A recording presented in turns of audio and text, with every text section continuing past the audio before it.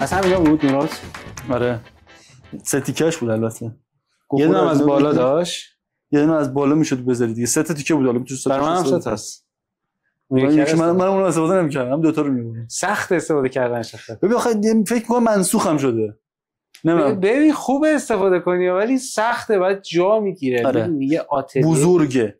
حالا یه مدل دیگه بوده که رفیقام داشتش، گرد بود انقدر، خب یا مربعی، یعنی اینا توش LED داشت. اینا به نظرم خیلی بهتر بود، هم جای کمتری میگرفتش، هم LED بودش، نورشون خیلی خوب بود.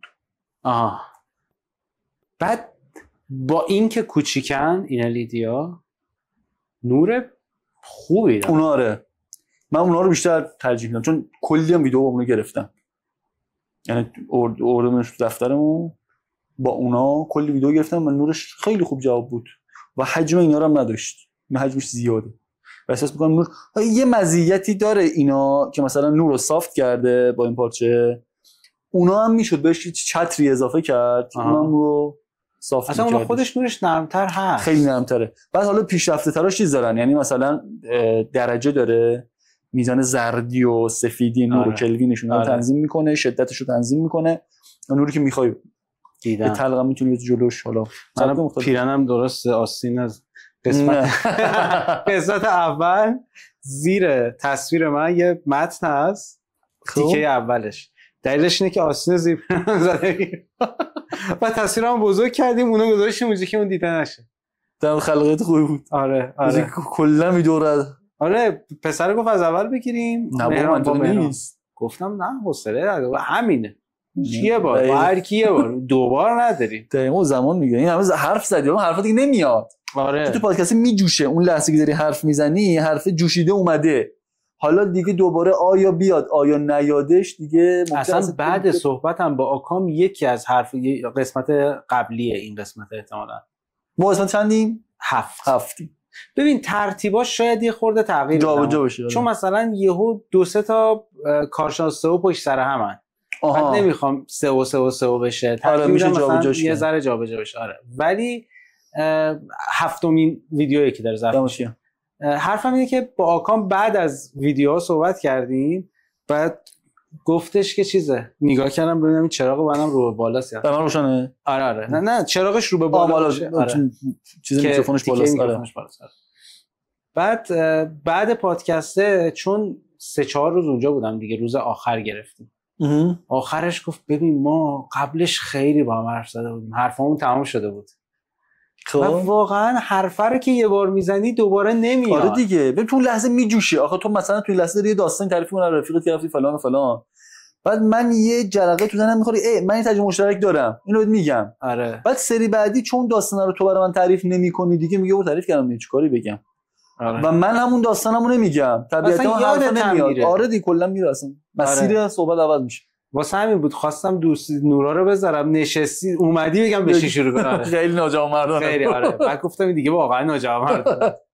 وسط بعضی وقتا واقعا میشم مثلا وسط صحبتم به یکی میگم حاجی اینا رو نباید اینجا میگفتی. یعنی مثلا با یکی دارم صحبت میکنم، با هادی هم اینجوری بود، داشتیم قبلش صحبت میکردیم مثلا چه من فرداش قرار بود پادکست بگیریم، بعد میگفتم که کاش با هم حرف نمیزدیم. پیشنهاد بدم من یه وایس رکوردر همیشه وسط باشه، یعنی همیشه تو هر کی میخوای صحبت کنی وایس رکوردر باشه. خب اگر قسمت خوبش در اومد به بچه‌ها میگی مثلا آقا از اینجا تا این تایمشو در بیارن، اینو بکنش پادکست صوتی، یا مثلا اتچ بشه به ویدیویی که بعداً داری میگیری، یا این تایش هم نه. خب این چیز میشه طرف احساس امنیت نمیکنه موقع حرف زدن دیگه، چون نه بهش بگی حالا مثلا میگه خارج دوربین داریم حرف میزنیم، بعد یهو 2 تا چیز میخواد بگه، نه قبول دارم، ولی باز میتونی بهش بگی که آقا من میخوام ضبط بکنم، اوکی. آره. شاید هم هیچ وقت پخش نشه، ولی شاید داستان یه نکته در بیاد توش که بعداً هیچ وقت تکرار نشه. آره بعضی از اعتماد طرفم مهمه دیگه. آره. واقعا بعضی از جلسات اینجوریه.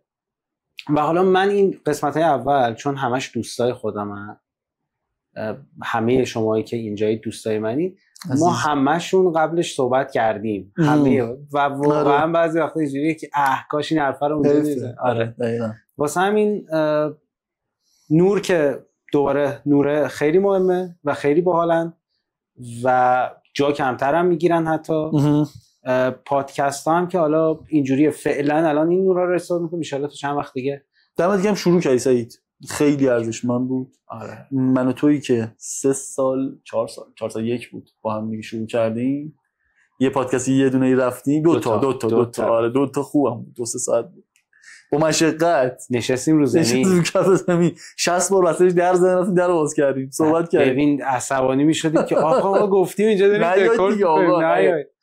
به نظرم بعضیا فکر میکنن که مثلا یه کاری رو میخوای شروع بکنی، البته من خودم اینجوری بودم، میخوای شروع بکنی باید خیلی همه چیزش فراهم باشه. ولی ما با اون وایس رکوردر سونی که گذاشتی گرفتیم. آره دمت هم گرم. 2 قسمت گرفتیم گذاشتیم. من با اون 2 قسمت حال میکنم، یعنی برام مهم نیست اصلا کسی ببینه. 100% منم دوستش داشتم چون خیلی حرفاشو دلی اونجا زدیم که به نظر خوب بود، خیلی خوب بود. نکاتی که الان تو جلسه دومش معین اومده شد در رابطه با نکاتی گفتش که من خیلی ارزشمند بود. و تو داستان‌های اونجا گفتی. آره داستان شخصی زیادی گفتم. آره من جدی روی داستان‌های تو اینجوری بودم که حاجی اصلا ولم کی حال داره اینا رو تحمل کنه. سخته واقعا. شاید مثلا الان دیگه انقدر سیر شدم داستانا دیگه که تعریف نمی‌کنم، میگم بابا ملت حوصله ندارن، شاید خودم حوصله‌اش ندارم دیگه. آخه چند بار گفتی دیگه بعد میتونی ریفر بدی برید اونجا وایس رو ایرج موقعی که قرار شد بیای و باهات صحبت کردم و افتخار دادی عزیزم، واسه افتخار منه. فکر میکنم مهمترین چیزی که من فکر میکنم راجبش، یعنی وقتی تو صحبت تو میشه میاد به ذهن من مسئله مذاکره است، صحبت کردن، تعامله. آره و من فکر میکنم که یه خورده تصور آدم ها از مذاکره یه ذره کت شلوار و 2 نفر نشستن و بعد دارن یه بحث خیلی پیچیده شرکت نفتی میکنن. آره اشل بزرگو برای که مثلا با تو صحبت میکردم میگفتی نه اینجوری نیست. نه واقعا تو نیستش. چیه مذاکره رو دوست داری؟ اصلا چی شده که رفتی از کجا رفتی این؟ آره ببین هر کسی یه کلمه‌ای تو زندگی یا یه عبارتی که آدما ممکنه که این قلاب ذهنشون باشه. من همیشه به یه کلمه خیلی خیلی خیلی اهمیت میدم و برام خیلی بزرگ بود. کل ذهن من اونجوری جلو چشمم تابلوست و اون کلمه نیست جز اثرگذاری. خب یعنی بتونی روی آدم دیگه اثرگذار باشی. حالا یه قسمت عمده از عمده از ارتباطات ما کلامه و ما میتونیم با کلام اثرگذار باشیم. این همیشه برای من جذاب بوده. همیشه برای من جذاب بوده. خب من توی فضای سالها پیش وارد فضای آموزش شدم. یعنی شروع کردم دانشگاه داشتم رو به بقیه هم آموزش دادم. کتابی که اصلا کتاب دوممو به خاطر این نوشتم. کتاب دومم تو زمینه مهارت کلامی بود. کتاب از هفته به نهایت. بعد از کرونا دیگه چاپ مجدد نکردیم دیگه. خیلی صرفه نداشتش. ولی کتاب دوم در زمینه مهارت‌های کلامی کلاً می‌خواست آدم‌ها رو اثرگذارتر بکنه. نفوذ کلام تو روی آدم‌های دیگه بیشتر بکنه. حالا با سرفصل‌های مختلف. یه جوری بداهه صحبت کنی، میتونی حاضر جواب باشی، میتونی با هیپنوتیزم کلامی حرفی میزنی به جون طرف بشینه، داستان طنز بتونی بگی که نافذتر بکنه و کاریزماتیک‌تر باشی. من سال 97 این کتاب رو نوشتم و تا سالها دوره‌اش رو تدریس می‌کردم. دوره جامع بهش میگن هوش کلامی. هوش کلام با فن بیان سه تفاوت داره. بد نیست بگم بد نیستش. یه دقیقه ببین ما الان چند تا کلمه داریم. مذاکره، هوش کلامی، فن بیان. الان یه 4 تاشو میچینم که ذهنیت باز بشه. آره بچه‌ها گوش میکنن به نظرم جذاب باشه. ببین ما یه فن بیان داریم، یه هوش کلامی. خب بعضی اینا رو جابجا استفاده میکنن، به جای هم استفاده میکنن، بعضی یکی میدونن. من نگاهم بر اساس کلی تحقیق، کلی کلاس، دوره آموزش، مطالعه، بر اساس اینو من این مدلی تعریفش میکنم. میگم ما فرق دارن. بخوام مثال بزنم همیشه مثال قرمه سبزی میزنم. میگم که ببین یه قرمه سبزی اگه میخواد جذاب بشه، خوشمزه بشه، بچسبه بهت، 2 تا بخش داره. 2 تا اتفاق باید بیفته. 1 مواد اولیه با کیفیت باشه. یعنی تو گوشت و برنج و حبوبات و این نفر باید با کیفیت باشه، مرغوب باشه. جنس آشغال بخری طبیعتا کیفیت خوبم نمیده. 2 دست پخته هم باید خوب باشه که بتونه اینا رو با هم به اندازه سرخش بکنه، به اندازه قاطیش بکنه، به اندازه بذار روی شعله و دست پخته هم باید دست پخته قابلی باشه تا این 2 تا با هم ترکیب بشه و اتفاق خوبی بیفته. حالا توی بحث مهارت‌های کلامی هم من میگم 2 تا قسمت داریم. یه فن بیان داریم، یه هوش کلامی. هوش کلامی میشه اون مواد اولیه، یعنی اون برنج و گوشت و مرغ، برنج و حبوباته. خب فن بیان میشه اون دستپخته، نحوه ترکیب کردن اطلاعاتی که داری. مثلا حالا بریم تو عمل بگم که اینا چی. ببین تو هوش کلامی که میگم من کتاب دوم تو این زمینه بودش، مثلا میگه آقا تو چی رو باید بداهه گویی کنی؟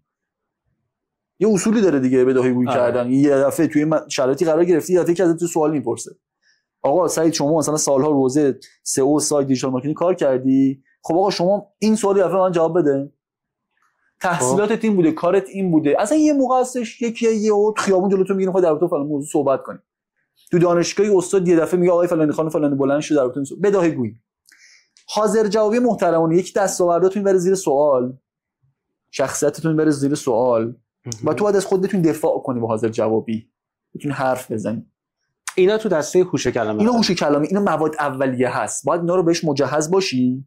جاهایی که میخوای حالا اینا رو با هم ترکیبش بکنی با دست پخته و درش بدی. خب مثلا دیگه چی آقا بتونی داستان رو جذاب تعریف کنی، طنز رو جذاب تعریف کنی.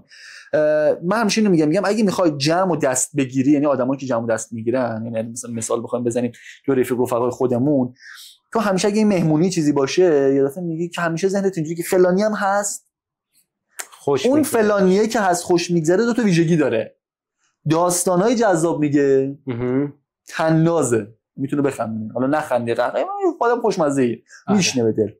این دو تا رو ما باید به خودمون پیاده کنیم. یا مثلا بتونیم آقا مهارت و قابلیت توانایی داریم و بتونیم معرفی کنیم، بتونیم متقاعد بکنیم آدما رو. اینا دسته‌بندیش همین هوش کلامی، یه سری ابزارات ما به اینا مجهز میشیم. خب حالا فن بیان چیه؟ فن بیان میاد میگه که آقا تو میخوای شروع کنی به صحبت کردن تو جمعی، میخوای یه سخنرانی بکنی، یعنی سخنرانی رو ما یه صحبت 2-3 دقیقه‌ای میگیم سخنرانی، یعنی شاید من سخنرانی دارم میکنم الان، صحبت برای دی با یه موضوعی میشه سخنرانی. حالا اینطوری نیست که مثلا تریبونه باشه 1000 نفر آدم نشسته باشه.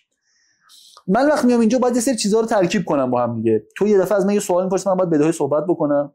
تو یه دفعه به من ممکنه با کلامت حمله بکنیم، شخصیت من بریزی سرم دست خودم دفاع کنم. من باید داستان جذاب تعریفش بکنم. من باید یه سری کلمات استفاده بکنم به جون مخاطباتو بشینه. نحوه این که آقا من از کجا شروع بکنم صحبتمو، چجوری ترکیبش بکنم، از سخنرانی نترسم، چجوری نترسم، صحبت کردن تو جمع نترسم. اینا مهارت‌های این که فن بیان، ادغام این داستانا با هم دیگه. چی رو کی بگم؟ من میگم اینجوری میگم که آقا یه صحبت کردن مثل هواپیما، سفر با هواپیماست، یعنی یه ذره باید پایین باشی میری بالا و دوباره میری پایین. خب این فراینده رو تو باید بتونی بچینی، مخاطب با کلام جذاب باشه، کلماتی که توجهش جلب بشه. این مسیر میشه فن بیان. و ترکیب این دوتا با هم دیگه، این ترکیبش انقدری با هم دیگه منسوجه، خب تو هم دیگه رفته است، مثل اون قرمه سبزی دستپخته است. وقتی میذاریم وسط تو نمیتونی بگی خب این قسمت مواد اولیه است، این قسمت دستپخته. آره خب تو نمیتونی بگی دستپخته اینه که آقا این سبزی انقدر دقیقه سرخ شده، پیازش این موقع اضافه شده، لوبیاش مثلا این موقع اضافه شده، برنجش انقدر ساعت دم کشیده، اینجوری آب کشی شده.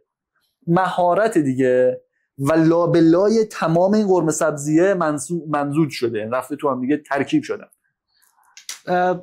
راجع به حاضر جوابی اون وسط اشاره کردی. آره. من فکر میکنم که من و خیلی دیگه تا اون جایی که بلدیمو به روش سخت یاد گرفتیم. روش سخت یعنی که رفتی تو یه جا دهنت سرویس شده و ساعتها فکر کردی و گفتی آقا سری بعد این کار. من یک سری کار میکنم، این شاید تو بخش مذاکره قرار میگیره، اما مثلا یک کاری که هر سری انجام میده، یه قانون دارم واسه خودم. من اگه برم یه جایی یه نفر تند صحبت کنه تصمیم گیری نمیکنم هیچ. یعنی یکی برم مثلا مشاوره املاک رفتی یا مثلا ماشین میخوای بگیری یا میخوای یه محصولی بخری دیگه هیجان میدن، آره تند میگن این خونه این داره و اولین قانونم اینه که بهش میگم دوباره بگو. همیشه بهش میگم دوباره بگو. همه اینا رو گفت تموم شد، اذیت هم میشه، انرژی هم گذاشته، میگم دوباره بگو. اگه ببینم حد عصبانیتی داره واسه دوباره گفتن، میدونم که احتمالاً داره کار برداری میکنه. آره. مخصوصا کسایی که نمیذارن سوال بپرسی. اصلا که تکنیکای چیزه، یعنی تکنیکایی که شگردهایی که طرف نتونه این قدرت تصمیم گیری رو بزنه کنار. دیدی آدمایی که هیپنوتیزم واقعی میشن؟ آره. حالا من تو قسمت هیپنوتیزم کلامی صحبت کردم. هیپنوتیزم واقعی دقیقاً چیه؟ ذهن رو تمرکز بره یه جای دیگه. یه مثال ساده من همیشه میزنم. میگم اونایی که مثلا طرف داره با گوشی کاری میکنه، یه سفارش اینترنتی داره میزنه، سفارش ثبت میکنه، خرید داره میکنه، بعد یه دفعه از اون طرف همسرش، بچهش، دوستش، همکارش یه چیزی ازش میخواد، یه لیوان آب به من میدی، این کارو میکنی، میای سر این میزو بگیری، به خودش میاد یه دفعه میبینه داره اون کارا رو انجام میده. آره. همزمان به گوشیه، همزمان داره لیوان آبم به بچه مثلا میده، سر میزرم گرفته. تو لحظه‌ای که آگاهیت، خودآگاهیت رفته کنار درگیر ماجراهای دیگه است، ناخودآگاهه میاد جلو دست، چون خودآگاه حافظ و نگهبان ناخودآگاهه. خب هر چی که وارد مغز ما میشه این دو تا 4 تا میکنه، ببینه درسته درست نیست، امنیت منو خطر میندازه، بقای منو خطر میندازه و میصرفه نمیصرفه و بعد حالا ناخودآگاه اجازه میده که ورود بکنه. این داستان هیپنوتیزم. یک تست بامزه‌ای هم بود تو شرکت‌ها، بعضی وقتا انجام ویدیوش خیلی وقت پیش وایرال شده بود. طرف داشت کار می‌کرد، یه لیوان می‌بردن، همون لیوانه رو می‌گرفت. دقیقاً همینه. آره این دقیقاً هم مدل است، ولی مدل دیگه نیست. این هیپنوتیزم است و اون آدمه کلاهبرده دقیقاً همین کارو با تند گفتن تو تمرکز رو نکته یکشه، نکته 2 3 رو مثلا میمالونه میره. آره. و تو اونجا داره یه تصمیم اشتباهی رو میگیره، همه جوانب رو نمیسنجی. واسه همین میگم ما روش سخت بوده، یعنی تو داری از این صحبت میکنی که یک آموزشایی هست، آره میتونه اینا رو کمک کنه، کارایی میتونی بکنی، یه تمرینایی بکنی که اینقدر روش سخت مثل ما نری که کلا بره سرت بره بعد یهو بگی خب حالا من این قاعده ها رو دارم، اینا رو رعایت میکنم.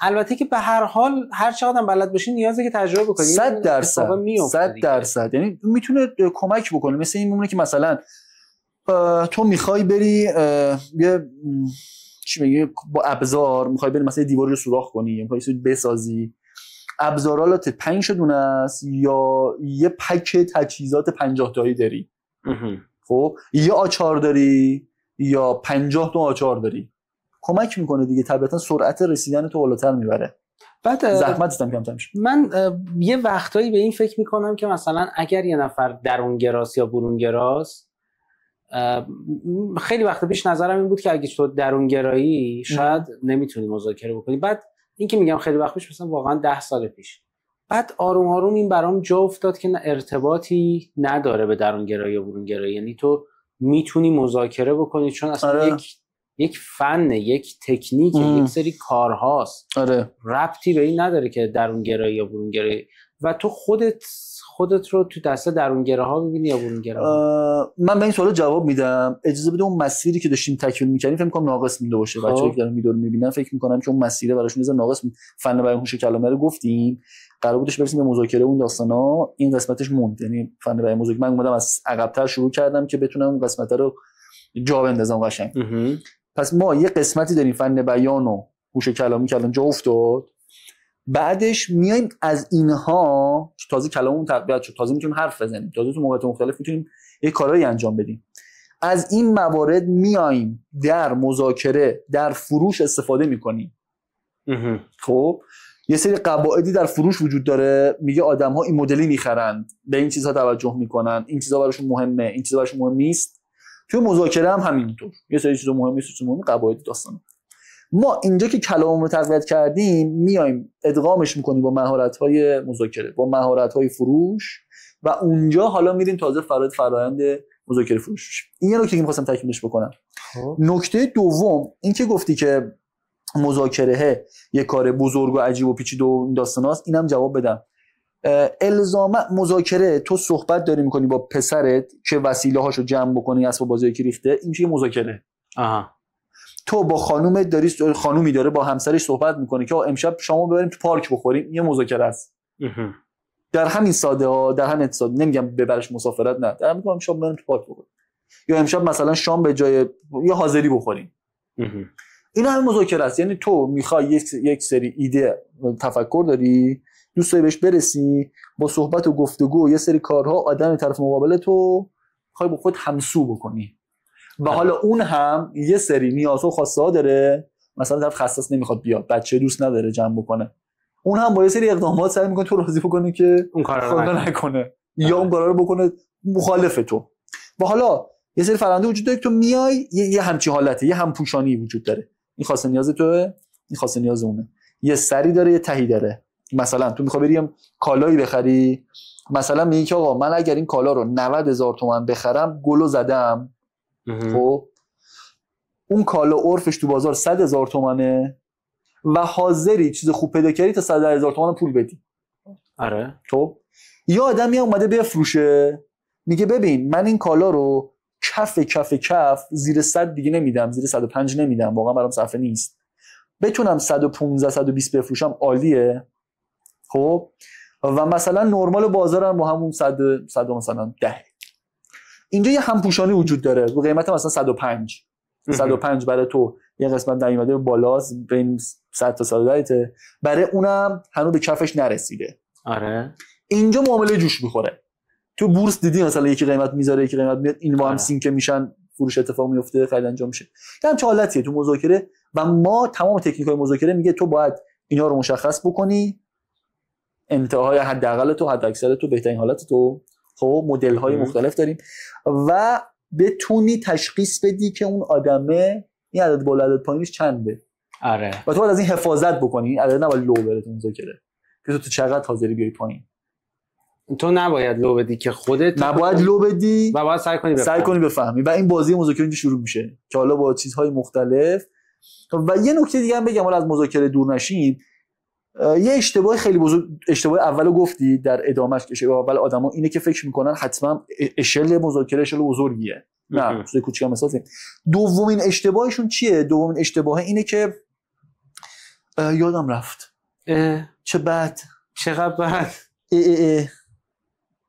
آها یادم اومد چه خوب. دومین اشتباهشون اینه که میخوان چیزی ندهن و فقط بگیرن و این کاملا اشتباهه. یعنی ما برای تو مذاکره اصلا از قبل میچینیم مذاکره 3 تا مرحله داره، قبل، حین، بعد.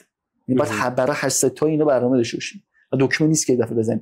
قبل از مذاکره خیلی مهمتر از حین و بعدشه. آره. تو اونجا میچینی و آدم‌ها قبلش باید بشینن ببینن که چه امتیازاتی میتونن بدهن و تا میتونن امتیازات رو زیاد بکنن، در حالی که امتیازات براشون هزینه بردار نباشه. و آره. کسی برنده است که با هزینه‌های خیلی کم امتیازات زیادی رو بده طرف براش اون امتیازات ارزشمند باشه و احساس کنه خیلی چیزی گیرش اومده و اونم سر کیسه رو شل کنه چیزی بدهد. من اینو واقعا تجربهشو دارم. یعنی مثلا بعضی وقتا جلساتی هست که یه سری آپشنا رو میتونی بدی و آپشن خیلی برای تو فرقی نمیکنه. آره. ولی برای اون واقعا فرق داره. دقیقاً. باید لیست باید بکنی سعید. آره من اینو لیست نمی‌کردم هیچ وقت لیستی نداشتم ازشون، ولی بعد سعی کردم یه لیست کاملی داشته باشم از چیزایی که میتونم ارائه بکنم، کارهایی که میتونم. برای هر کس تو مذاکره متفاوته. آره. و بعد توی جلسه میگفتن نه این عدد نه، میگفتیم اوکی اون عدد نه، ما عدد نمیتونیم بیاریم پایین، ولی حالا در کنارش این یکی کارا رو میتونیم بکنیم.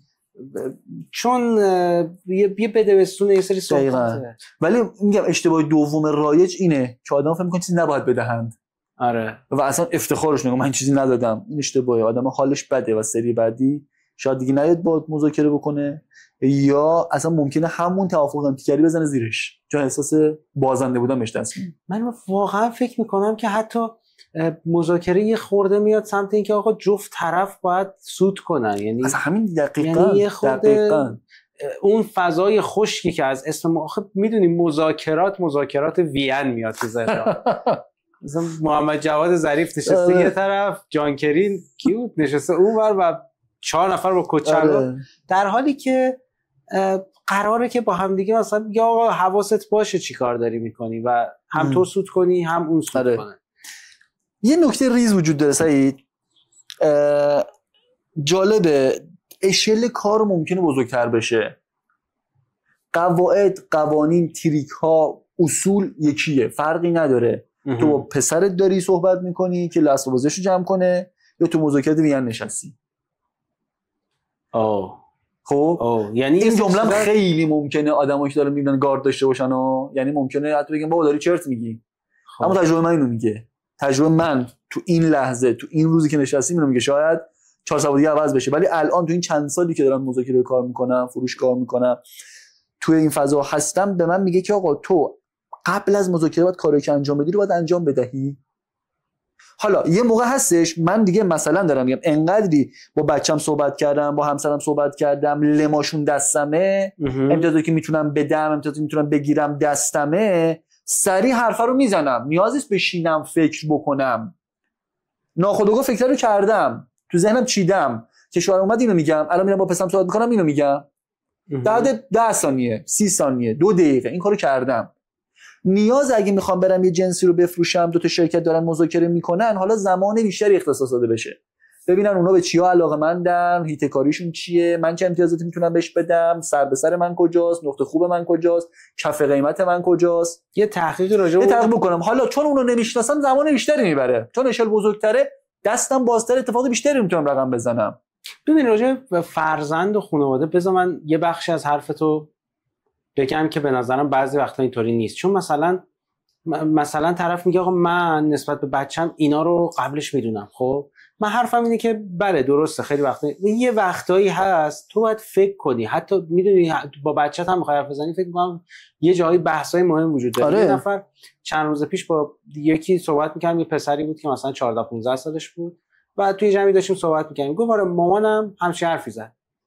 و من واقعا داشتم فکر می‌کردم که ببین مامانت اون موقع که داشته این حرفو میزده آیا فکر کرده که وقتی اینو میگه جمله دیگه راه برگشت نداره؟ آره اینا رو قبول دارم، این بخش صحبت قبول دارم. مثلا من قبول نمی‌کنم که این کارو. خب ببین چرا اینو گفتی؟ یعنی مثلا این پسر اومده به تو اعتماد کرده، راجع به مثلا مشکلی که تو مدرسه‌اش بوده، تو زندگیش بوده، یه حرفی بهت زده، تو گفتی این کار رو قبول نمی‌کنم انجام بدی، هیچ وقت هم نباید می‌کنی و درو بستی. حواست هست الان سری بعد اون که مسیر رو تغییر نمیده که، سری بعد اون نمیاد بگه 100%. صحبتی کلامو اصلاح کنم، فکر می‌کنم یه سوء تفاهم پیش اومد. این که نمیخوام بگم نیاز نیست، من تو مثالی که زدم گفتم آقا ممکنه زمانش کوتاه باشد، ممکنه زمانش طولانی باشد. شاید مثلا دارم میگم پسر میاد میگه که یا دختری میاد میگه من با فلان میخوام ازدواج کنم، آره الا و بل من فقط اینو میخوام، یا مثلا بچه میخواد ترک تحصیل کنه، اون اصلا نمیخوام ادامه تحصیل بدم، یا سنی خوندم دیگه 15 سال دیگه نمیخوام مثلا برم سر کار. اینجا نیاز پدر و مادر بشینه فکر کنه، ایده‌های مختلف، سبک‌های مختلف، ببینن داستان چیه و بعد وارد صحبت بشه. لابلای صحبتام دوباره بگم اینو میگم که بدونن آگاه هم به این موضوع، چون ممکنه خورده وارد بشه. تو هر چیزی میگی قطعا یه سری چیزهای مختلف استثناءاتی وجود داره و اصلا تو بحث خانواده رو تو یه سری از آدم‌های، سری از اساتید، سری از کتاب‌ها میگن که اصلا سبک و سیاق صحبت با خانواده باید بری تو ارتباط موثر، نباید بری تو مذاکره خشکه و تو نباید با همسرت خشک رفتار بکنی. تو مذاکره تریک میزنی، تو مذاکره ممکنه که دستتو بپوشونی که دستت لو نره، فکرتو بیان نکنی، همچنین که الان گفتم، خب عددتو لو ندی. ولی میگه خب اینا خشکه، زننده است و اگه با زن بچه‌ت هم بخوای اینجوری رفتار بکنی بابا زندگی رو زهر مارت میکنی و این مدلی نرو، باید با زن و بچه‌ت با ارتباط موثر بری، با تکنیکای مثلا فلان و فلان و فلان بری. که اینا دارم میگم که آگاه هم، اما باز هم یه جاهایی یه مدل‌هایی از مذاکره ممکنه بین حتی تو همسرت، تو فرزندت هم پیش بیاید. آره. آگاه هم به این موضوع ممکنه که آدما بگن این مدل نیست، ولی قبول دارم هر دو تا سبکشو قبول دارم. ببین من با این حرف خیلی موافقم که تو توی خونتون تریک نباید بزنی، ترفند نباید، ولی باید به نظرم از مذاکره میشه خیلی درس گرفت. 100%. میدونی چیزی که برداشتم از حرف تو اینه که آقا تو درستو میگیری، میفهمی که آقا، یا مثلا یکی از چیزایی که از مذاکره به نظر میشه درس گرفت، اینم قبلا تو صحبتای خودت بوده، که آقا زمان بعضی وقتا وجود نداره. یعنی اگه بگی من فردا بهت جواب میدم هیچ اتفاق بدی نمیفته. آره. کسی نگفته همین الان جواب طرفو بده. یکی یه چیزی میگه، یه سوالی میپرسه، یک دغدغه‌ای مطرح میکنه و میتونی زمان بذاری واسش، بگی آقا من میخوام به حرفت فکر کنم و واقعا بعد به نظر خودم میرسه که این خیلی هم کار خوبیه و حتی خیلی احترام داری میذاری به طرف مقابلت وقتی میگی میخوام فکر کنم. دقیقاً مثال خیلی ساده دم دستیشو بگم. ما یه وقتایی هستش مثلا میگم شاگردا پیام میدن، من به شاگرد خیلی خاص و خصوصی مثلا تو دوره بلند مدت یا کوچینگ هم هستن، شما شخصا بهشون میدم، میگم ما در ارتباط باشید، دغدغه‌تون مطرح کنید و من کاورتون میکنم. طرف پیام میده، سوالش عمیقه، من سین میکنم، جواب نمیدم. خب جواب نمیدم نه اینکه بی احترامی باشه، میخوام جواب دم دستی الکی ندم، سوالش فکر کنم. استراتژی داره میپرسه که اگه من بگم اینوری برو بره شاید به قهقرا بره، کلی هزینه از دست بده، کلی تبعات داشته باشه، کلی زمانش حروم بشه. من نیاز فکر کنم، بررسی بکنم، کسب و کارش یه بار تحلیل بکنم، چه میدونم از هوش مصنوعی کمک بگیرم و بعد بچه‌ها میبینن که من سین کردم جواب ندادن ناراحت میشن. میگن که استاد مثلا دیدی جواب ندادی، مثلا سرتون شلوغه، میدونیم سرتون شلوغه اما ما کارمون خیلی زره. میگم بابا یه دندون جگر بذارید، مثلا 24 ساعت حداقل زمان بده، بذار من فکر کنم. نیاز به فکر داره. من پیام تو دیدم آره سین شده، اصلا شاید دستم خورده، چرا تو انقدر عجولی؟ شاید اون لحظه گوش کردم، کاری برام پیش اومده، تلفنم زنگ خورده. خب آره این زمانه خیلی مهمه که آقا تو مذاکره تو صحبت کردیم ما زمان بذاریم، یعنی احساس نکنیم که آقا الان باید ببندم، الان باید جواب رو بدم، آسیب میزنه. یه دقیقه خارج از مذاکره راجع به زمان سین کردن اینا یه چیزی بگیم. من تصورم اینه که اگه کسی به من پیام میده توی یه بازه مثلا 6-7 ساعته حداقل پاسخ اولیه بدم، بگم که من پیامتو دیدم، بهش فکر میکنم جواب میدم. اما یه جا توی گفتی که آقا من پیام جواب نمیدم، نه که بی احترامی کنم و دارم بهش فکر میکنم. آره. و بعد در ادامهش گفتی آقا من 24 ساعته دیگه ماکسیمم جواب رو میدم. آره. این خیلی درسته، من خیلی باهاش اوکی‌ام. یعنی ممکنه یه نفر پیام بدم میدونم شلوغه. و اول اینکه اینو بگم من کارآفرین میشناسم چند تا، خفن ترین هاشون سر وقت ترین جواب ها رو میدن. خب اینو دارم میگم به خاطر اینکه من فکر کنم یک بحثی که جا داره. و بعد بعضی وقتا میبینی که به یه نفر پیام میدی 2 روز 3 روز 4 روز 5 روز سین نمیکنه. آره. یه بار به یکی از دوستان پیام داده بودم و یه هفته بعدش داشتم تو اینستا استوری چک میکردم. من اینستامو خیلی دیر به دیر نصب میکنم، مثلا چه میدونم هفته یه بار نصب میکنم، میام چک میکنم میرم. نصب کرده بودم میشم چک میکردم، دیدم استوری این دوستامو دیدم، گفتم برم اون حرفه رو که میخواستم بزنم چون جواب نداده بود، فکر کردم نگفتم. رفتم یه هفته پیش من بهش گفتم اینجوری بودم که ببین این کاره دیگه درست نیست، یعنی تو که استوری هم داره میذاره آره دیگه هستی دیگه و ما میدونیم که ما هممون تلگرام رو چک میکنیم دیگه. مثلا من یه روزو میفهمم ولی یه جای بعدش دیگه نمیتونم درک کنم. یعنی اینجوری هم که رفتار درستی نیست و این رو نمیتونم بپذیرم از آدم‌ها که من اینجوری بودم اونجوری بودم. باشه توی یه سال یک بار ممکنه حالت بد بشه، اما اگر که به صورت مکرر من پیام هم جواب نگیره میگم که خب احتمالاً کار درستی نیست دیگه. و خب به نظرم من میرسه که خیلی آدمای خفنی بودن که خیلی سر تایم جواب میدادن، خیلی هم شلوغ بودن. فکر میکنم شلوغ بودن اینها نیست، ولی اینکه تو میگی فکر میکنم به نظرم خوبه. آره. من پیام‌ها رو 24 ساعت بعد جواب میدم. دارم فکر میکنم. حتی من از این مدلی هم خودمو دارم میگم، مدلی هم که اگه مثلا تو 24 ساعته واقعا به نتیجه نرسم، یا میگم آقا زمان بیشتر، یا میگم حضوری به صحبت کنیم، یا میگم مثلا بذار جلسه براش بزنیم، یا میگم آقا به فکر من نرسید اگه کی کمک بگی، یا ارجاع میدم به کسی دیگه یا هر مدل دیگه. و برگردیم رو زمانه. تو میگی که آقا پس زمانه خیلی منطقی هم هست. آره. ما میدونی ایرج، من میگم مثلا تو خانواده هم مثلا پسرت، دخترت، بابات، مامانت، خواهرت، برادرت، یه نفر میاد یه چیزی میگه، واقعا میتونی بگی که الان پاسخی ندارم، یه نیم ساعت یه ساعت صبر کن فکر کنم بهش. آره.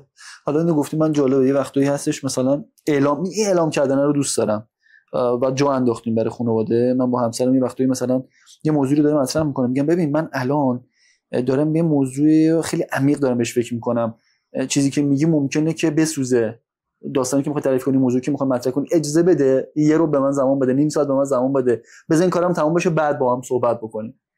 و اینجا افتاده خدا رو شکر. و اونم میدونی که آقا من وقتی بعد از این اتفاق میفته که من کارم تموم میشه، میام تمام صدم اونجاست. یعنی اینکه الان یه کاری من همزمان انجام بدم، اونم یه حرفی بزنه، من یه قسمتشو بفهمم، یه قسمتشو نفهمم، سوء تفاهم پیش بیاد، خب داستان میشه دیگه.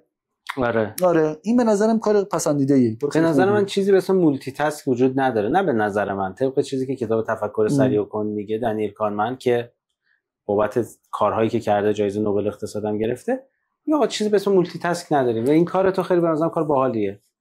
میگی دوست عزیز، همسر عزیز، رفیقم، من توجهم یه جا دیگه است، نمیتونم رو حرف تو تمرکز کنم. آره. و این خیلی باحاله. برسیم به درونگرا برونگرایی. آره خوب شد. آره یه موضوعی که تو درون، من اول اصلا خودم برونگرام. خودت برونگرا میدونی؟ من برونگرا میدونم. برونگرایی که نه شدیدش، تو میدونی طیف دیگه، من یه تعریفی بکنیم شاید کسی ندونه. ببین برونگرایی درونگرایی یعنی که تو انرژی تو از کجا میگیری؟ انرژی تو از با خودت بودن و تنها بودن و این داستانا میگیری و حال میکنی، یا اینکه نه از تو جمع بودن و حرف زدن با دیگران و تعامل و این داستانا میگیری. خب مثال سادهش میشه یه آقای از سر کار خیلی خسته میاد، میره میگه که آقا من باید مثلا یه ساعتی 2 ساعتی پیش خود برای خودم باشم، از صبح هی توی جمع بوده، هی انرژیش رفته، الان میگم من باید برای خودم باشم ریکاوری کنم، یه ساعت دیگه مثلا میام با زن و بچه سر کله بزنم. یه مدل آدم دیگه هستم میاد میگه من خستم، خانم بلند شو شامو بریم تو پارک بخوریم، بریم مثلا تو جمع قرار بگیریم، 4 تا آدم ببینیم اونجا، سر و صدا بشنویم که حالمون خوب بشه. خب انرژیشو از اونجا میگیره. حالا من خودم رو حالا یه طیف دیگه، یه درونگرایی داریم، یه برونگرا داریم، یه طیف. حالا یه جدیدنم یه چیزی چند سالی باب کردن میانگرا. حالا چقدر علمی کاری ندارم. من از این وسطه، اگه وسط رو بخوایم بگیریم که این ور درونگراست اون ور برونگرا، من یه کوچولو به سمت برونگرایی‌ام. تو اونی هستی که از بیرون میای و میگی که بریم یه بیرون خستم. حالا نه در حد بیرونه، ولی در این حد که وقتی که مثلا میبینم امروزم مودم پایینه، سعی میکنم که تعامل بکنم، زنگ بزنم با 2 تا رفیق صحبت کنم، برم بشینم با یکی مثلا صحبت بکنم، حرفی بزنیم، یه چیزی با هم دیگه بخوریم. تعامل حالمو خوب میکنه. من اینجوریم که الان دارم با تو صحبت میکنم، من سر کلاسام اینجوریم، من مثلا فکر کنم برای سمینار داریم برگزار میکنیم، بودو حالا سمینار برگزار خیلی سخته واقعا، زمان و انرژی هماهنگی خیلی زیاده و لهی. خب من شبایی که کلاس دارم، سمینار دارم، دوره دارم برگزار میکنم، کارگاه دارم، برای سخنرانی دعوت میشم، شبش از بس انرژی دارم خوابم نمیبره. یعنی مثلا میام جسمم له، پام مثلا 12 ساعت تو کفش بوده، موچاله است دیگه، بعد احساس میکنم کت شلوار که دهنم اصلا میخوره به این بعد کت شلوار تنم بوده، گرما، خستگی، فشردگی، سر پا بودن، ولی روحم فرشه. خب حال دلم میزونه. 12 یکی نصف شب من اصلا قبراقم، اون شب میتونم مثلا تا صبح بشینم یه کاری رو انجام بدم، پر انرژی و تمرکز. این مدلی هم خیلی پس از آره. و از اینکه میام سخنرانی، شاید حالا یه قسمتش به خاطر علاقم به تدریس و صحبت کردن و سخنرانی کردنه باشه، شاید یه قسمتش هم از در برونگرایی است که تو جمع قرار میگم انرژی میگیرم میره بالا، فول میشه، باتریم شارژ میشه. پس خودت تو دسته برونگرا. ولی حالا توی حوزه مذاکره، توی حوزه فروش به هیچ عنوان ربطی نداره که برای موفقیت کدومش باشه. یعنی ما فروشنده داریم، مذاکره‌گر داریم، درونگرا موفق، مذاکره‌گر فروشنده داریم، برونگرا موفق. هر جفتشون یه آفتا دارن که آدم باید حواسش بهشون باشه. مثلا آدمی که مذاکره‌گر و برونگراست یا فروشنده است و برونگراست، برونگرا یه چالشی که دارن اینه که کمتر میتونن، یعنی زمانی که فکر کن توی جمعی توی مهمونی هستی یا یه مشتری داره میادش، زمان کمتری رو میتونه تو اختصاص بده، دوست داره بره سراغ اون، دوست داره بره سراغ این. برونگرا دیگه با آدمای بیشتری دوست داره ارتباط بگیره، موضوعات جدید رو مطرح کنه. اینا وسیعن، مثلا دریاچه که وسیع هم عمق کمه. خب با همه ارتباطات، با همه مدل آدم ارتباط دارن، اما ارتباطات سطحیه. خب این اینجا چالشه براشون. یعنی اینکه تو فروش و مذاکره این آدم ممکن از اینجا ضربه بخوره که آقا ما یه موضوعی رو نشستیم داریم صحبت میکنیم، 5 دقیقه 10 دقیقه طرف صحبت میکنه، هنوز به نتیجه نرسیده، موضوع رو میپره سر یه موضوع دیگه، اینو به نتیجه نمیرسونه، نمیبنده. خب مشتری یا فروشنده از مشتری میاد، همینطور که داره مثلا مشتری صحبت کنه 10 دقیقه 5 دقیقه با این صحبت کرده، مشتری جدید میدونه ول میکنه میره سراغ یکی. این حس بدی داره. این پس چالش اینه، اگه اینو کنترل بکنن، از این طرفشون تعامل دارن خوب. درونگراها چه چالشی دارن؟ درونگراها اینی که آقا من با آدم‌های مختلف نمیتونم، این حس و حالشون هم دوست ندارم با آدم‌های مختلف یا موضوعات مختلف، تو مذاکره موضوعات، تو فروش آدم‌ها، به این بپردازم، سر یه موضوع میبینی 1 ساعت دارن صحبت کنن، بابا خب باشه بس، سالا بریم سراغ بعدی. تنوع کمتره، یا چون آدم‌های عمیق‌تری هستن اون موضوع رو انقدر عمیقش میکنن که ممکنه رو آدم روبروی خسته بشه. یا با این آدمه انقدر گرم میگیره اون یکی مشتری که جدید اومده اون اصلا آدم حسابش نمیکنه، یه جایی داره با هم مشتری اولیه گیره مشتری اولیه است، دومی سومی داره میاد اصلا بی خیالش میگه سلام علیکم معمولی هم نمیکنه، بگه الان میرسم خدمتتون شما یه چرخی بزنید تا من بیام. و اینا چیزاییه که توی آموزش باید یاد بگیریم. این آموزش باید یاد بگیریم. ببین اصلا کلا فرآیند آموزش و تجربه اینجوریه که آموزش کمک میکنه ما زمان تجربهمون بیاد پایینتر، چون همه این داستانا رو تو بری تو دل کار بالاخره در میاری. انقدر ظرفه میخوری ساعت به سنگ میخوره تو در میاری، میفهمی، بهت میگن. خب آموزش میاد چیکار میکنه؟ آموزش میاد میگه که بابا هزینه زمانی و هزینه مالی زیادی الکی هدر نده. مثلا تو قراره که در طول 1 سال بری مذاکره با فروشنده باشی تا اینا رو بفهمی، بیا 1 ماه 2 ماه 3 ماه آموزش ببین و راه 1 ساله رو تو 3 ماه برو، و به جای اینکه مثلا 100 میلیون ضرر بدی، مشتری از دست بدی، سوتی بدی، مثلا یه دوره 50 میلیونی رو بیا شرکت بکن نصف اونو، ولی تا ابد این برات میماند. آره. خب. و این مذاکره و اینها به نظر تو چقدرش اکتسابیه، چقدرش میتونه در درون یک نفر اصلا چیزی هست که بتونی بگی در درون یک نفر هست که مذاکره گره؟ ببین بر اساس داستان روانشناسی ما هر کدوممون یه سری استعدادها داریم. خب یکی استعداد موسیقیایی خوب داره، یکی استعداد منطقی و آیکیوی خوب داره، یکی استعداد سخنرانی و صحبت کردن خوب داره. ما هممون یه سری استعدادها داریم. خب ممکنه آقا یه آدمی که استعداد سخنرانی داشته باشه خب طبیعتاً راه رسیدنش برای مذاکره‌گر حرفه‌ای شدن، فروشنده حرفه‌ای شدن کوتاه‌تر باشد. این یه فاکتوره. فاکتور دوم بحث اکتساب است. پس این ژن و داستانا شدهش درونیه شده. یه قسمت بحث اکتسابه. آقا من اگر در خانواده‌ای بزرگ شده باشم که پدرم، خالم، عمم، بابام پزشک بوده باشن، احتمال اینکه من برم در پزشکی و موفق بشم طبیعتاً بالاتره. تو دیدم، اینم آدم دیدم. اگر موسیقی، مثلا پدر من اهل موسیقی بوده باشه، مادر من موزیسین بوده باشه، خواهر من رفته باشه سازی بزنه، احتمال اینکه من بیام وارد فضای موسیقی بشم، موفق بشم بیشتر است. طبیعیه دیگه، تو این فضا، تو این اتمسفر بودی، دیدی، آشناس برات. دقیقاً. تا تو میخوای بری یک کلاسی ثبت نام کنی، ممکنه که از پله 1 بری پله 3 بشینی. پله 1 و 2 رو تو خانواده گذروندی. دقیقاً. خب مثلا دارم میگم الان پسر من از من خیلی چیزا رو داره میبینه. مثلا جالب بود، مثلا ما عید میرفتیم عید دیدنی خونه فامیل و چون که صحبت کردن با این بازخورد میدن که قشنگ صحبت میکنی، کلمه قلمبه سلمبه استفاده میکنه. این کلمه قلمبه سلمبه رو از کجا دیده؟ مثلا من یه وقتی دارم صحبت میکنم بعضن سر کلاسای من اومده مثلا پس پرده بوده دیده که ای من دارم چه کلمه‌ای استفاده میکنم، ویدیوهای منو بعضن دیده، کلیپای منو بعضن دیده، تعاملا با همسایه و دوست و همسر و آشنا رو دیده. طبیعتاً پسر من با یه پسر کسی که مثلا پدر آدم در میگه که اصلا صحبت نمیکنه، سال تا سال مثلا بابا رو نمیبینه، دایره واژگان بیشتری داره. پس این فردا شاید بتونه بهتر فروشنده بشه، بهتر مذاکره گر بشه. پس اتمسفر هم مهمه. هر جفت اینا با هم مهمن، هم بحث اکتسابه هم بحث ژنه. اما یه موضوعی که وجود داره، اکتسابه با آموزش دیدن و اکتسابه میتونه بر ژن غلبه بکنه. کسی که اصلا این کار نیستش انقدر ببینه، آموزش ببینه تا بتونه انجامش بده.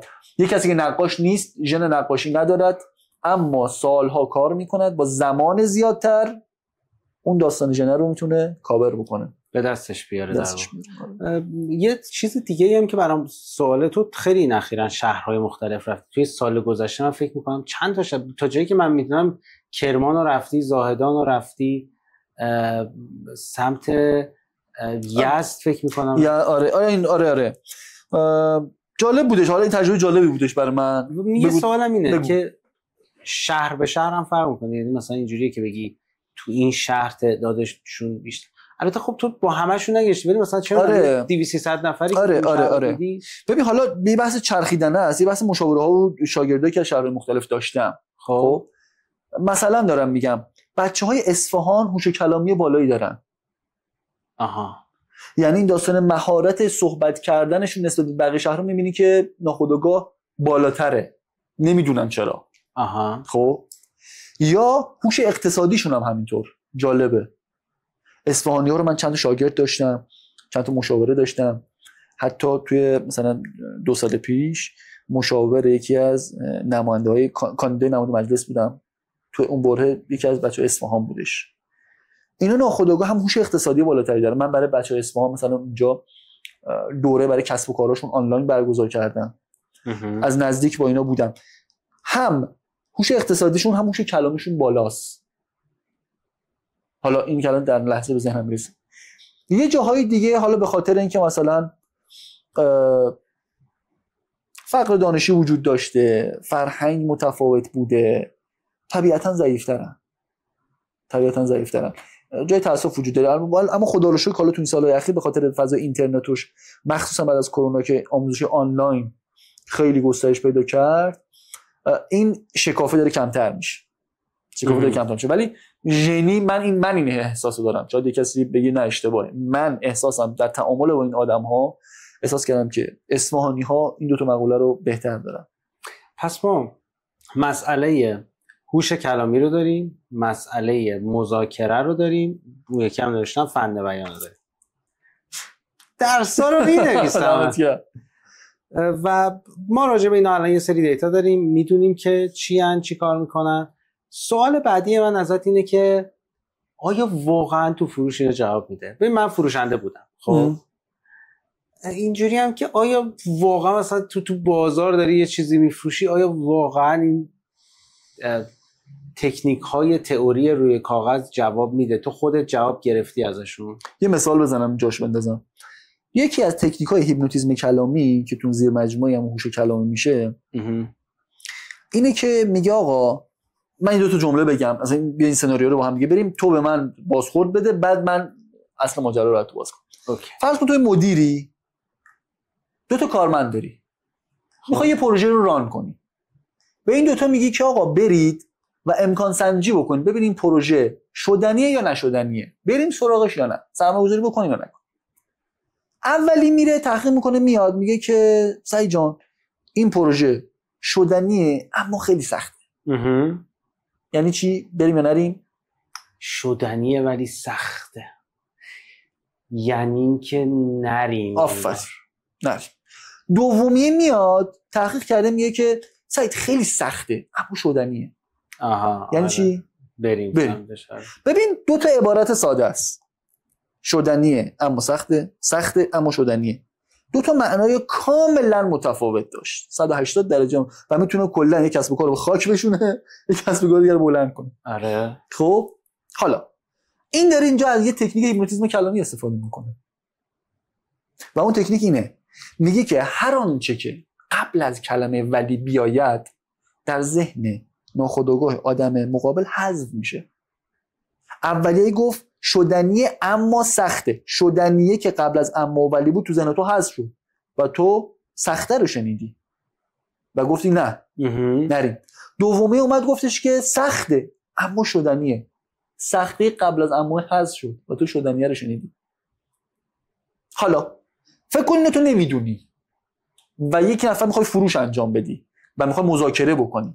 خب میره اونجا صحبت میکنه، میگه که ببین آی فلانی خانم فلانی ما کیفیت جنسمون خیلی بالاست اما یه ذره دیر به دستتون میرسه. چی تو ذهنتون نشست؟ دیر رسیدن به دسته. مثلا این که کیفیت ما بالاست پرید تمام. حالا برعکسش میگم، ما دیر جنسمون شاید به دست شما برسه اما کیفیت جنسمون خیلی بالاست، ارزششو داره. یهو بازی عوض میشه. بازی عوض شد. توی مذاکره ساده طرف میخرد یا نمیخرد با هم جمله تو. پس تاثیر داره یا نداره این داستان؟ آره. حله؟ یا مثال زدم که اینجا بیفته. اینها کاملا تاثیر داره. یعنی حالا توی هیپنوتیزم کلامی مثلا من تا الان 23 تا تکنیک میگم، یکیش همین بود که علامت گفتم. یه مدیر، اصلا میگم تو اصل مدیریت، یه مدیر ناآگاه نابلد به کارمندش برمیگرده میگه که گزارشایی که داری میفرستی خیلی خوبه، دمت کرد، اما این صبح دیر اومدنات داره کارو خراب میکنه. چی تو ذهن طرف میشینه؟ چه صبح دیر اومدنای ما دیگه این همه کار کردیم بازم. آره آفرین. حالا مدیر آگاه میاد چی میگه؟ مدیری که من سر کلاس من نشسته چی میگه؟ میگه که صبح دیر میای زود میای، برنامه‌ات معلوم نیست، گند زدی با این اومدنت، اما بابت گزارش دیروز ممنون، دمت گرم، واقعا خیلی خوب بود. حرفشو زد. حس خوبه به این منتقل شد الان یا نه؟ آدم حس کرد دیده شد یا نه؟ پس این تو تعاملات خودمون، با همسر تعامل داری، با بچه تعامل داری و بارها این فاجعه رو میبینم که طرف ازت تعریف میکنه، یه ولی میذاره ادامه حرفش گن میزنه برای آنچه که تعریف کرد. و من اینجا میفهمم که آدمی که داره این حرفو میزنه ولی میاره، اون حرف قبلیش واقعی نبوده. یعنی میگه سعید من خیلی با تو حال میکنم، تو خیلی آدم خوش تیپی هستی، خب ولی یه چالش گیرم چه دیر میاد سر قرار. یعنی انقدر قبلی برام مهم نیست، واقعا دیر اومدنت رو مخمه، حالمو داری به هم میزنی سعید، این تایزنش اینه. آره و یه سری کلمه ها هست تو باهاشون بتونی بذار یه جور دیگه هم بگم، در واقع فکر میکنم که این مهارت ها داره به من یا هر کس دیگه به عنوان فرستنده پیام کمک میکنه که پیام بهتر برسونه. من حرفم اینه، هیپنوتیزم کلامی، متقاعدسازی، مذاکره، این چیکار میکنن این تکنیکا؟ ببین یه موقع هستش من و تو میخوایم از اینجا مثلا بلند شیم میکروفون خب گفتی یه موقع هست یه موقع هستش من و تو از اینجا مثلا میخوایم بلند شیم کیش. آره خب باید بریم با سوار هواپیما که میخوام میشه، باید بریم اول وارد گیت وارد فرودگاه که میشیم ساکمون رو بدیم از اون ایکس ری رد بشه، بعد بریم خودمون رو دوباره بگردن، بعد بریم اونجا منتظر بشیم تا از پروازو بخونن، بعد بریم کارت بگیریم، ساکمون رو تحویل بدیم بره، بعد دوباره وایسیم توی سالن دیگه که دوباره بخونن، اتوبوس بیاد ما رو بره پای پرواز. یه موقع هستش میخواد فلان وزیر، فلان رئیس جمهور بلند شه بره کیش، اونم همینجوری میره. طبیعتا نه، یه در پشتی وجود داره، اینو مستقیم میبرن میذارنش همون پای پرواز. آره خب من همه حرفم اینه، ما با این داستان ها کاری میکنیم که با این تکنیک ها و با این داستان ها کاری میکنیم که خودآگاه آدم ها که این میخواد بگه آره نه اینجوری اونجوری اینوری اونوری اینا رو نکنه. من میگم این جنس اینجوری به درد میخوره بخره، من میگم مذاکره اینو به من بده اینو بهت میدم، این کارا رو انجام بشه و ازش تو استفاده میشه کرد قطعاً. و من همیشه تو جلسه اول دورهام بچه‌ها رو میگم که آقا ببین من میخوام یه چیزی به شما بدم، یه چاقوی دو لبه است، میتونی مثل یک پزشک جان یک آدمی رو نجات بدی، میتونی مثل یک قاتل بزن شکم یه نفر سفره کن. وجداناً جان مادرتون حتی هرگی میپرستی سوء استفاده نکنید. یه جمله دارم، این جمله رو میگم همیشه بچه‌ها دفترشون بنویسن هک کنن و اون جمله اینه، میگم که تنها تفاوت یک آدم شیاد پدر سوخته و یک آدمی که حرفه‌ای میفروشه مذاکره میکنه و همه میگن خدا پدرت بیامرزه دمتم گرم، فقط تو نیتشونه. جفتشون به تکنیکا مجهزن. هم شیاد پدر سوخته به این تکنیکا مجهزه، همونی که واقعا میخواد بره یه شرکتی رو نجات بده، یه خدمتی رو بده، یه جنسی رو بفروشه، یه مذاکره‌ای بکنه، کشوری رو نجات بده. هر جفتشون به این تکنیکا مجهزن. حالا یا غریزی، تجربی، اکتسابی، یا اومده پای کلاس من نشسته و دوستان من نشسته و همکاران من نشسته. و تو گیر آدم شیاد خودت افتادی تو زندگی؟ قطعاً آره. من داستان رو همیشه تعریف میکنم،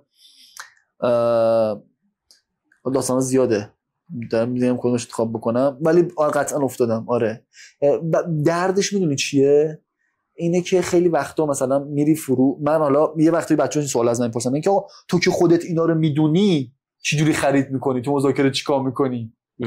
میگم اتفاقا فکر نکنید که من مثلا این تریکا رو میدونم یا بلدم درس بدم دیگه من هیچ کاری نمیتونم بکنم، هیچ کاری برای من نمیتونم بکنم. نه، رو منم تاثیر داره، منم آدمم.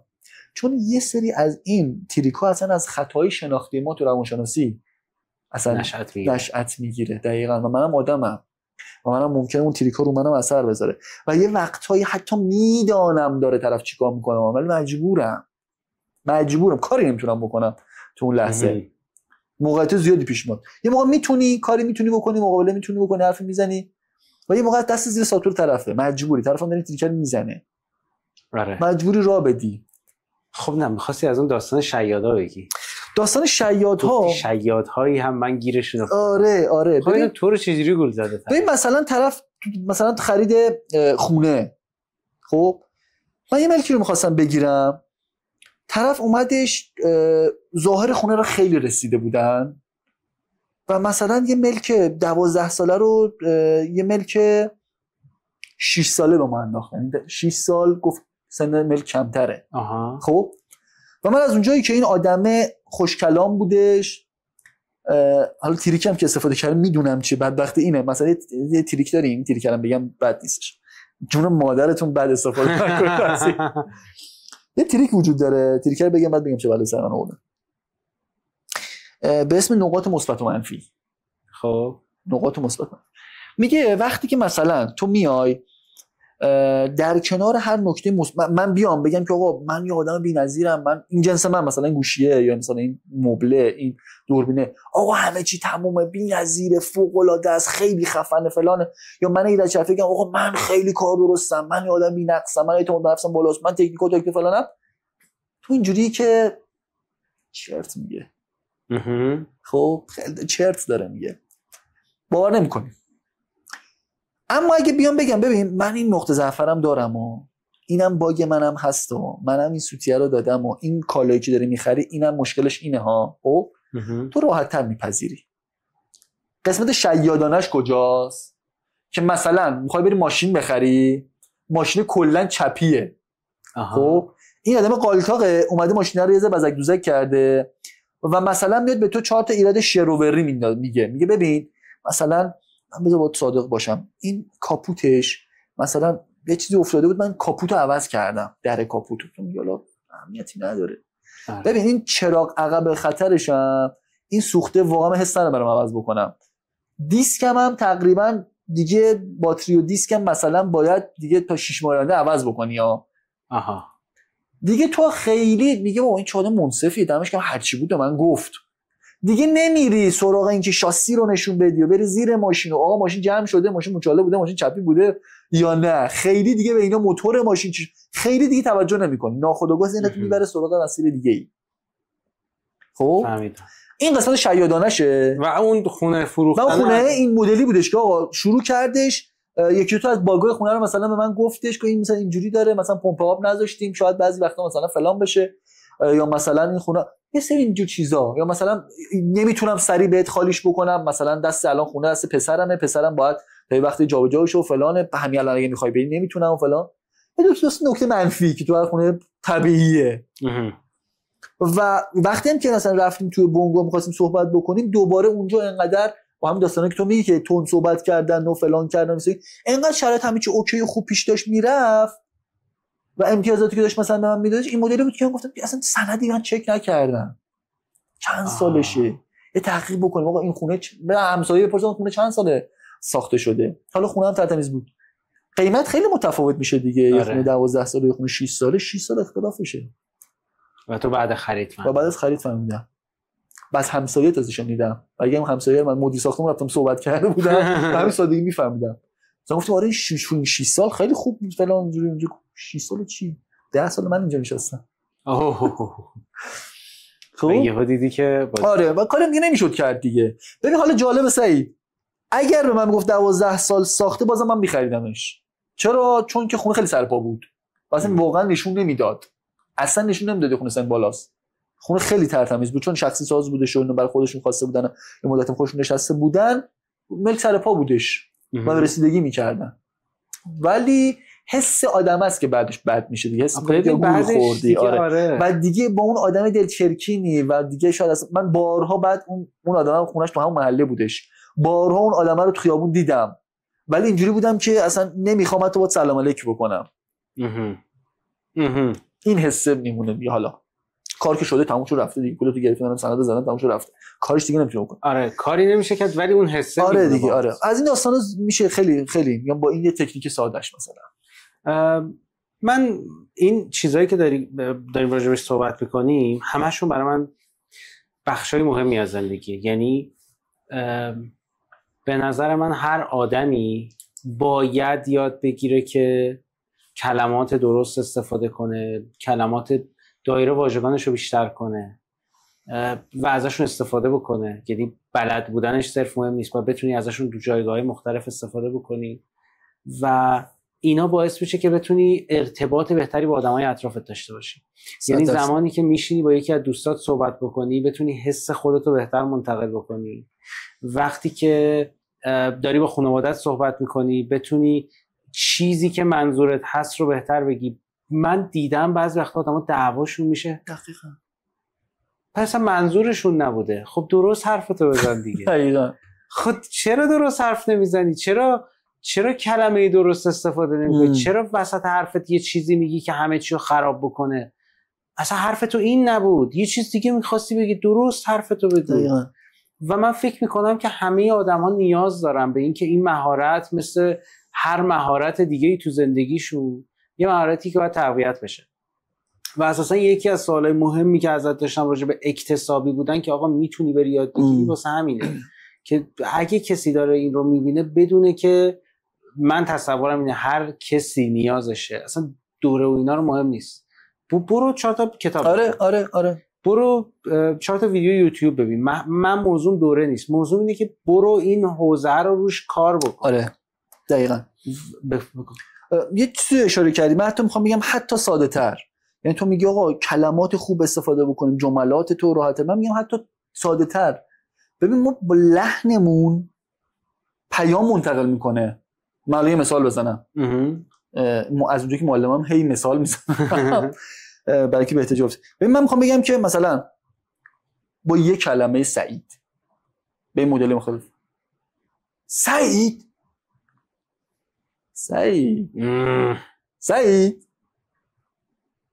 اولیه تعجب، ترس، پرخاش، سعید یا پشمای آدم. خب میگم کامل اصلا این لحنه کلمه، حتی تو گفتی حتی کلمه انتخاب، من میگم حتی ساده تر این لحن گفتن خیلی بار معنا رو میتونه عوض بکنه. آره لحن گفتن خیلی میتونه عوض کنه. حالا دیگه چه برسه تو بخوای بری رو کلمات کار بکنی. و من یه چیزی خارج از این راجع به کتاب و دوره بگم. به نظر من هیچ وقت نمیشه یه کتاب خوب به کسی معرفی کرد. یعنی کتابای خوب هست ولی کتابی که برای من خوبه برای تو خوب نیست مگر اینکه از اون کتاب 4 تا چیز در بیاری استفاده بکنی، از این دوره 4 تا چیز در بیاری استفاده بکنی، از یک مقاله 2 تا موضوع در بیاری استفاده بکنی. و من فکر میکنم که از زندگی خودمون هم ما باید چیزایی در بیاریم که بعداً دوباره استفاده بکنیم. 100%. یه نکته هایی برسیم که استفاده بکنیم. یه جای اشتباهی کردی، به جای سرزنش کردن و اینکه بابا چرا اینجوری شد، این مشکل این بود، مشکل اون بود، میتونی واقعا بشینی فکر کنی که دقیقاً چه اتفاقی افتاد و اونو به عنوان 1-2 تا نکته در نظر بگیری، بنویسی یه جا و سری بعد حواست باشه این اشتباه رو نکنی. یک نکته یه مثالی هم واسه خودم دوباره یکی از اتفاقایی که همیشه انجام میدم اینه که جایی که چیزی ندارم بگم حرفم تمام میشه یا حداقلش اینه که به طرف مقابل اعلام میکنم که من حرفتو فهمیدم، من حرفتو متوجه شدم، چیزی الان ندارم بگم. یعنی باید بهش فکر کنم. یک موضوع ساده است که به طرف میگی فهمیدم، من نمیدونستم. تو خودت میدونی من پوکر فیس آره گفتم تلاش کردم که خیلی خوب شده. آره تلاش میکنم که خود واکنش داشته باشم و یه چه فهمیدم که باید بگم بگم که آجی من گوش دادم حرفتو، فهمیدم، داشتم حرفتو فکر میکردم. دقیقاً این خیلی مهمه. من وقتی که فکر میکردم که دیگه بدتر میشد. یعنی تو میگفتی و من همینجوری پوکر و داشتم فکر میکردم، اصلا نمیفهمیدم طرف مقابلم و من نمیدونستم تا زمانی که ویدیو کال کردم. چند تا اتفاق میفته تو این ماجرا. یکی این که وقتی پوکر فیس طرفو داری نگاه میکنی آدم حس میکنه که نکنه دارم اشتباه میکنم، خودشو سانسور میکنه. یعنی مخصوصا مثلا تو مذاکره فکر کن طرف وایسادی همینجوری نگاه میکنه، طرف احساسی که بهش دست میده نکنه دارم میشه رو بری میگم، بعد حرفو سانسور میکنه اگه احتمال نفس پایین باشه. خب ولش کن حرف عوض کن یا سرتای قضیه رو هم میبنده و تماشا میکنه میره. خب آره. یا فکر میکنه که بابا تو الان اصلا تو افکار خودت غرقی، نمیفهمی من چی دارم میگم. چون مثلا طرف میگه که آره داشتیم میرفتیم اینجوری ماشینمون چپ کرد، بعد اینجوری ماشینمون چپ کرد مادرم مرد همینجوری. چقدر بد. نمیگه خیلی نشون نمیدی چقدر بد. خب بعد 3 بار یکی آره خیلی بد شد. خیلی بد شد. ناراحت شدم. آره اینه که تو خود اصلا مهارت ارتباطی تو مذاکره یه قسمت هایش اینه که آدم حس کنه که تو فهمیدیش. یه آمار بگم، آمار خیلی عجیبه، میگه 74% از آدما تو مذاکره احساس میکنن، تو مذاکره و ارتباطات حتی ارتباطات احساس میکنن که طرف مقابل منو نفهمید. و وقتی این حس رو میکنن که 74%شون فکر میکنن که منو کسی نفهمید، حسشون با آدم بده. خب احتمال داره معامله نکنن، احتمال داره که سرطای قضیه هم برن پاشن برن، در حالی که میتونه من کلی سودآوری داشته باشه. این آدم من نفهمید. فرض کن تو یه خدماتی ارائه میدی، یه شرکتی هستی، یه نفر اومده میگه من این چیزا رو میخوام. آره الان خود ماییم، مثلا تو فرض بکن که میخوای بری یه جایی، مثلا فرض بکن که میخوای بدی یه قفسه برای اینجا کتابخونه برای این قسمت اتاق بسازن، خب یا میخوای مثلا دکور اینجا رو میزون کنی، یا داری حرف میزنی طرف گوش میده، داری حرف میزنی و طرف اصلا یا حرف خودشو داره میزنه یا سبک خودشو داره میگه یا اصلا نمیذاره حرف تموم بشه. همون لحظه که میگی دکور، میگه اینا هست، این مدلی هست، این سبکو میخوای، میگه یه دقیقه خفه شو کارو حرفمو بزن ببین من چی میخوام. و خیلی ساده است. این 74% چی رو میتونی برطرفش بکنی؟ ببین اگه طرف به این نقطه برسه که بگه که آخش یه نفر منو فهمید، اینجا 50% مذاکره تمومه. یعنی تو 50% گلو زدی. حالا از اینجا بعد دیگه باید قضیه رو ببندیش. خب حالا چجوری میتونی به این نقطه برسونیش که بگی آخش؟ خیلی ساده است و خیلی سخت. ساده اما سخت. خب اینکه گوش بکنی، حرف نزنی. خب و با زبان بدن، با حالا کلماتی مثل آها، خب، فلان، با اینو نشون بدی که داری میفهمیش. یعنی مثلا تو میگی که من کتابخونه میخوام، خب با یه سری سوالات چت هدایت کتابخونه میخوام. خب شما مثلا برای کجا کتابخونه رو میخوای؟ برای فلان جا میخوام، مثلا برای اتاقم. چند متره؟ جنسش براتون مهمه؟ ابعادش چجوری باشه؟ و حالا یا طرف شروع میکنه به صحبت کردن که من کتابخونه میخوام اینجوری باشه، جنسش این باشه، پایش این باشه، قابل حمل باشه، من مثلا جابجا ممکنه بکنم، درد داشته باشه، نداشته باشه، فلان فلان فلان فلان. و اون داره میگه آها خب چطور. بعد در نهایت جمع‌بندی بکنه، بگه پس چیزی که من متوجه شدم، شما برای اینکه میخوای یه لوکیشن فیلم برداری تهیه بکنی، یه قسمتی رو میخوای کتابخونه روز بذاری، کتابخونه‌ت هم مثلا 5 تا قفسه داشته باشه، میشه تزیینیه، خیلی نمیخوای کتاب بذاری، درسته؟ اگه طرف بگه آره، یعنی این که تو ذهنش گفته آخش یکی فهمید، حوصله کرد گوش کرد، الان دیگه فهمید من چی میخوام، میره همینو میسازه به من میده. و همین سادگی. و خیلی این کار نمیکنن. و آقا میگه 74% از آدما استرس اینو استرس که منو نفهمید. این بده، خیلی بده. با همین زبان زدن ساده و مثلا طرف میگه که آره تولد بچه‌م بود، خدا حفظش کنه، آره بابام خدا بیامرز روحش شاد، خدا رحمتش کنه. آقا تو داری توجه به طرف نشون میدی. آره. خب یا مثلا میگه طرف آقا من رفتم خونه یه دفعه دیدم که فلان شده، این چشای تو هم باید بشه جدی، این باش بیای. طرف فکر نکن که وایسادی مردم خوشحال شدم فلان. من یه بار یه جایی بودم، طرف گفت ببین بهم فوش بده، ولی اینجوری نگاه نکن. ولی بعد گفتم من که خیلی با دقت داشتم به حرفات گوش میدم. گفت ببین فقط بگو الان با هم اوکی یا نه. دقیقاً طرف حس میکنه که یا با من حال نمیکنی، یا حرفام شر و بره که توجه نمیکنی و دوست داری که قطع بکنم، یا این که تو عالم خودتی. و من ساختارم یه خورده اینجوری بود که آدم معذب میشدن. هنوزم هستا، یعنی من الان خیلی بهتر شده. نه دارم تلاش میکنم، در زندگی تلاش میکنم که واکنش داشته، ولی اون تلاشه رو حذف کنم دوباره برمیگردم به همون حالت دیفالت خود. ولی این تلاش رو بکنی بعد از یه مدت دیفالتت میشه، یعنی بعد از یه مدت زمان کلا نورونای عصبی مغز قابلیت پلاستیسیتی دارن، تغییر میکنن. کتاب ذهنتو دوباره سیم کشی بکنم همین میگه دیگه، میگه که تو مسیرتو عوض بکن، خلق عادتو که وقتی عوض میکنی سیم کشی مغز عوض میشه، اصلا سبک و سیاقت هم متفاوت میشه. آره اینا رو خیلی باهات هستم. من یک سوال دیگه دارم کلا و بعدش اگه موردی داشتی بگیم، اگرم نه که میتونیم جمع کنیم. اما سوالم اینه، سوالی که تو به عنوان مشاور میری جاهای مختلف، میری یه سری تدریس میکنی، آموزش میدی، توی سازمان ها همین کارو میکنی. آره. و این باعث میشه که با کسب و کارهای زیادی روبرو باشی.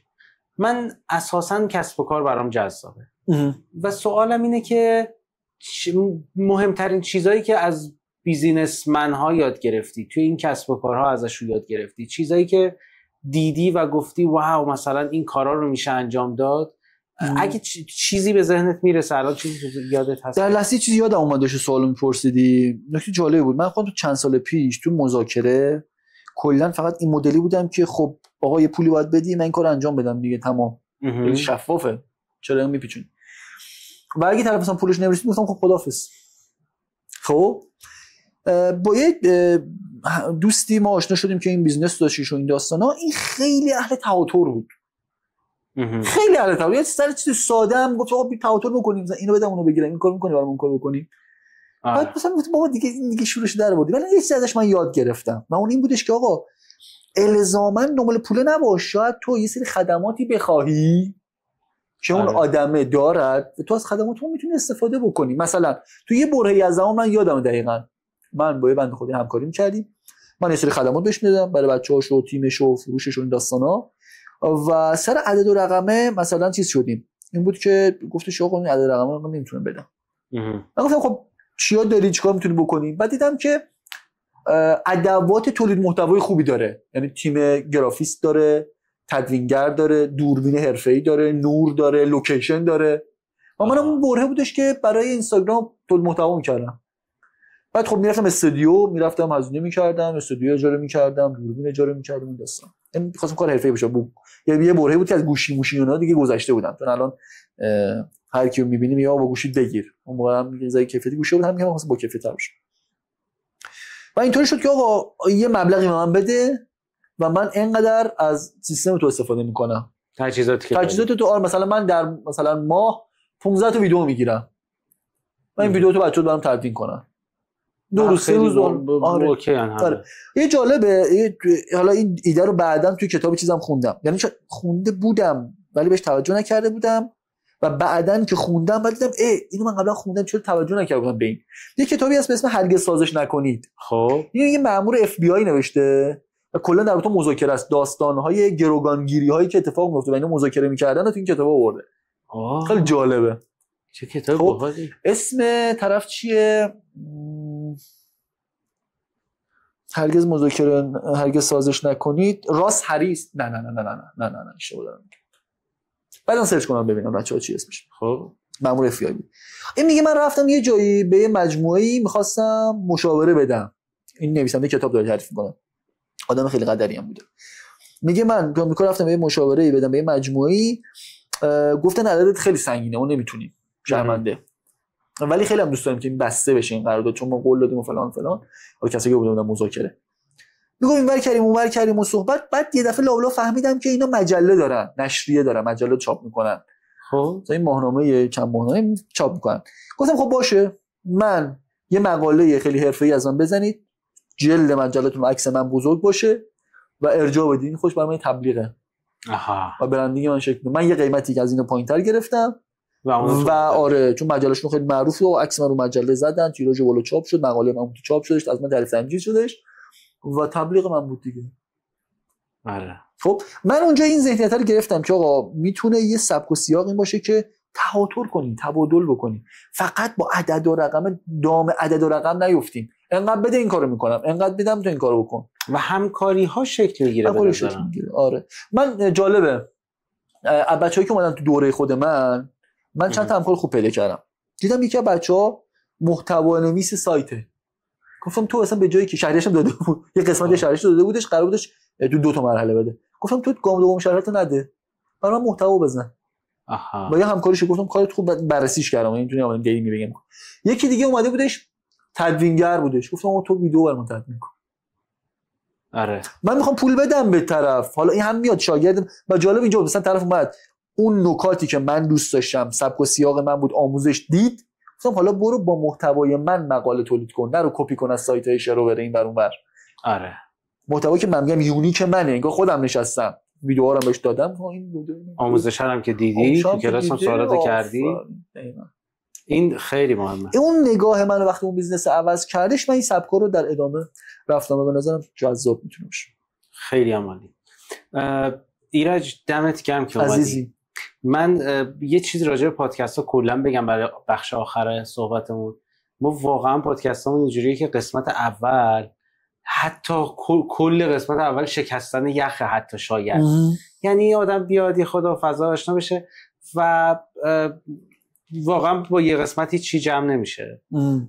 خیلی دوست دارم همینجوری بحثای عمیق و موضوعات حتما کلی الان نکته تو ذهن من میادش که حالا شاید چیز جسته گریخته است، داستان میاد تو ذهنم، اما به قول تو شاید برای جلسه اول فکر می‌کنم موضوع حالا جذاب باشه. بذاریم بازخوردم ببینیم که کیا دوست دارن. شاید تو حال نکردم، ما خودمون داریم حال می‌کنیم. ببین موضوع فقط خودمونیم، نه ما حال می‌کنیم بقیه هم می‌کنن، به خاطر اینکه آدما یه چیزی وقتی واسط جالبه برای بقیه هم جالب میشه. نمیدونم چرا، یعنی یه چیزی وقتی دوست داری بقیه هم دوستش دارن. ان شاء الله کم بشه و بهتر کنه. من خودم این کارا رو دوست دارم، فکر کنم خیلی دوستش داشته باشن و دمت گرم که اومدی. ان شاء الله تو جلسه‌های بعدی دوباره ببینیم. ان شاء الله هر وقت افتخار بدی، موفق باشی، ان شاء الله سلامت ان که بهتر کنی.